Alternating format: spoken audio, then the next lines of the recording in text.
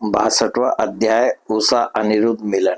राजा परीक्षित ने पूछा, महायोग संपन्न मुनीश्वर, मैंने सुना है कि यदुवंश शिरोमणि अनिरुद्ध जी ने बानासुर की पुत्री उषा से विवाह किया था और इस प्रसंग में भगवान श्री कृष्ण और शंकर जी का बहुत बड़ा घमासान युद्ध हुआ था। आप कृपा करके यह वृत्तांत विस्तार से सुनाइए। श्री सुखदेव जी ने कहा, परीक्षित, महात्मा बलि की कथा तो तुम सुन ही चुके हो। उन्होंने वामन रूपधारी भगवान को सारी पृथ्वी का दान कर दिया था। उनके 100 लड़के थे, उनमें सबसे बड़ा था बानासुर दैत्यराज बलि का औरस पुत्र। बानासुर भगवान शिव की भक्ति में सदा रत रहता था।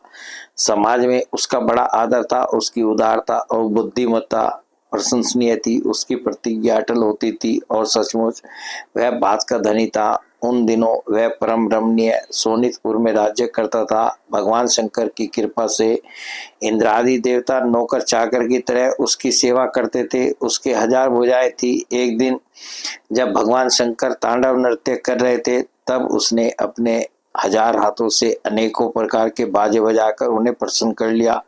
सचमुच भगवान शंकर बड़े ही भक्तवत्सल और शरणागत रक्षक हैं। समस्त भूतों के एकमात्र स्वामी प्रभु ने बानासुर से कहा, तुम्हारी जो इच्छा हो मुझसे मांग लो।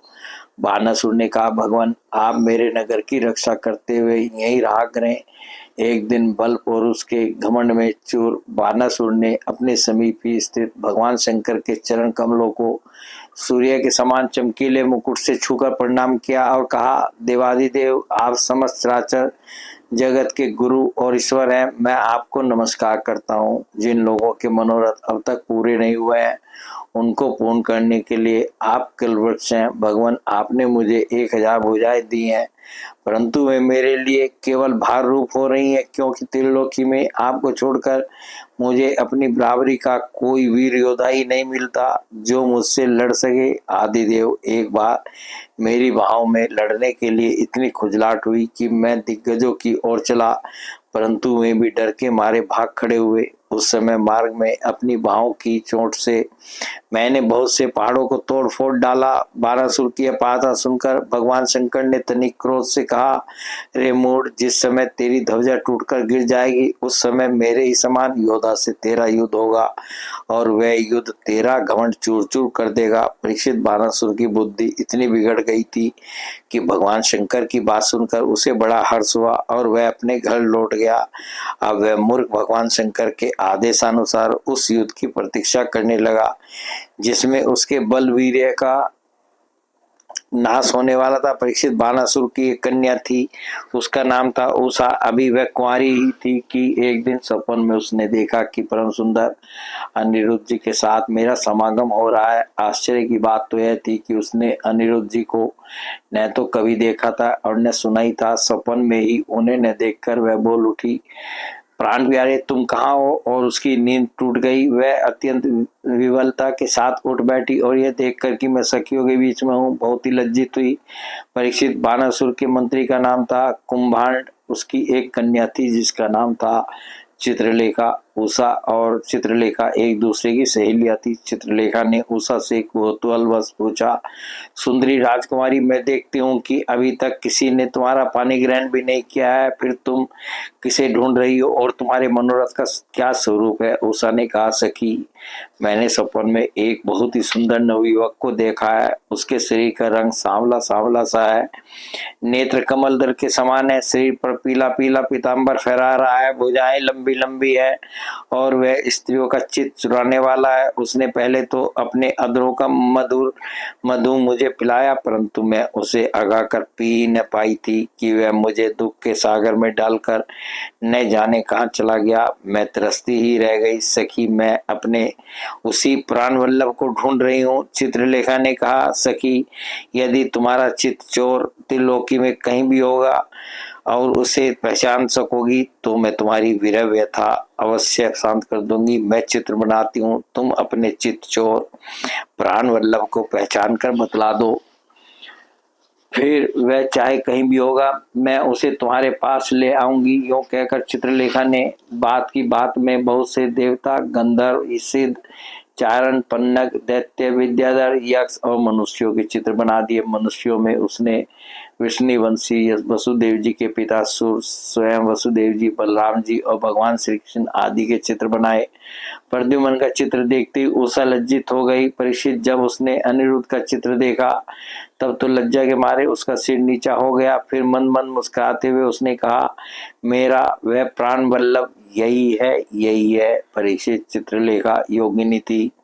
वह जान गई कि ये भगवान श्री कृष्ण के पौत्र हैं। अब वह आकाश मार्ग से रात्रि में ही भगवान श्री कृष्ण के द्वारा सुरक्षित द्वारकापुरी में पहुंची। वहां अनिरुद्ध जी बहुत ही सुंदर पलंग पर सो रहे थे। चित्रलेखा योग सिद्धि के प्रभाव से उन्हें उठाकर सोनितपुर ले आई और अपनी सखी उषा को उसके प्रियतम का दर्शन करा दिया। अपने परम सुंदर प्राण वल्लभ को पाकर आनंद की अधिकता से उसका मुख कमल प्रफुल्लित हो उठा और वह अनिरुद्ध जी के साथ अपने महल में विहार करने लगी। परीक्षित उसका अंतःपुर इतना सुरक्षित था कि उसकी और कोई पुरुष झांक तक नहीं सकता था।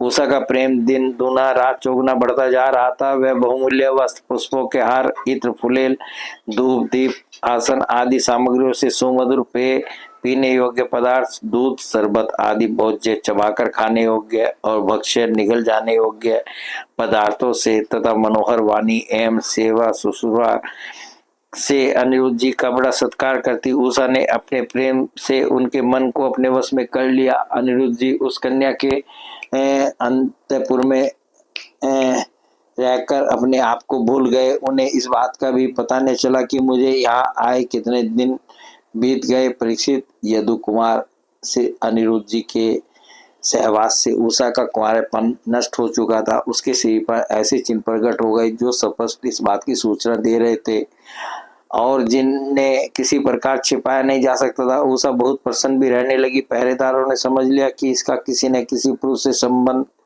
अवश्य हो गया है। उन्होंने जाकर बानासुर से निवेदन किया, राजन, हम लोग आपकी अविवाहिता राजकुमारी का जैसा रंग ढंग देख रहे हैं वह आपके कुल पर बट्टा लगाने वाला है।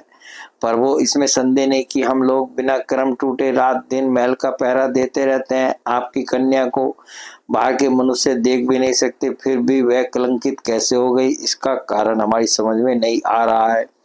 परीक्षित पहरेदारों से यह समाचार जानकर कि कन्या का चरित्र दूषित हो गया है, बानासुर के हृदय में बड़ी पीड़ा हुई।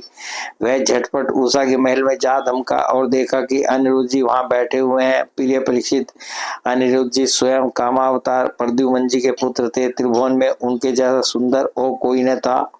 सांवला सलोना शरीर और उस पर पीताम्बर फहराता हुआ कमल दल के समान बड़ी बड़ी कोमल आंखें, लंबी लंबी भुजाएं, कपोलों पर घुंघराली अलके और कुंडलों की झिलमिलाती हुई ज्योति, होठों पर मंद मंद मुस्कान और प्रेम भरी चितवन से मुख की शोभा अनूठी हो रही थी। अनिरुद्ध जी उस समय अपनी सब ओर से सज धज कर बैठी हुई प्रियतमा उषा के साथ पासे खेल रहे थे। उनके गले में बसंती बेला के बहुत सुंदर पुष्पों का हार सुशोभित हो रहा था और उस हार में उषा के अंग का संपर्क होने से उसके वक्ष स्थल की केसर लगी हुई थी। उन्हें उषा के सामने बैठा देखकर बानासुर विस्मित चकित हो गया। जब अनिरुद्ध जी ने देखा कि बानासुर बहुत से आक्रमणकारी शस्त्रास्त्र से सुसज्जित वीर सैनिकों के साथ महल में घुस आया, तब वे उन्हें धाराशायी कर देने के लिए लोहे का एक भयंकर परिघ लेकर डट गए, मानो स्वयं कालदंड लेकर मृत्यु यम खड़ा हो। बानासुर के साथ आए हुए सैनिक उनको पकड़ने के लिए ज्यों ज्यों उनकी ओर झपटते त्यों त्यों वे उन्हें मार मार कर गिरा दे जाते, ठीक वैसे ही जैसे सुअरों के दल का नायक कुत्तों को मार डाले। अनिरुद्ध जी की चोट से उन सैनिकों के सिर, भुजा, जंगा आदि अंग टूट फूट गए और वे महल से निकल भागे। जब बलि बानासुर ने देखा कि यह तो मेरी सारी सेना का संहार कर रहा है, तब वह क्रोध से तिलमिला उठा और उसने नागपाश से उन्हें बांध लिया। उषा ने जब सुना कि उसके प्रियतम को बांध लिया गया है, तब अत्यंत शोक और विषाद से विवल हो गई। उसके नेत्रों से आंसू की धारा बहने लगी। वह रोने लगी। बोले भगवान श्री कृष्ण की जय।